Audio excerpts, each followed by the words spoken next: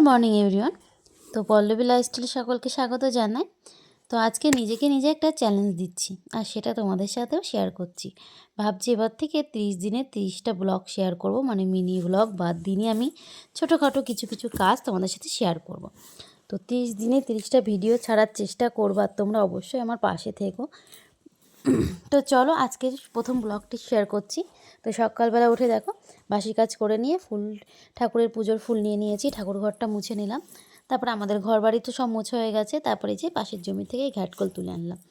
আর আজকে রান্না করব হলো লাউ দিয়ে ছোট মাছ আছে, মাছ দিয়ে তরকারি, ঘ্যাটকল ডাঁটা ভাজা, আর আমাদের গাছে কুমড়ো ফুল হয়েছে কটা, সেই কুমড়ো ফুলের বড়া করব। মানে সব বাড়িরই মোটামুটি জিনিস, শুধু মাছটাই কেনা, আর নাহলে বাড়ির সব কিছুই। তো চলো, এই যে দেখো লাউর তরকারি বসিয়ে দিয়েছি, আর মাছ তো দেখিয়ে দিলাম আমাদের মাছ। আর এই যে দেখো এখানে কুমড়ো ফুলের বড়া করব।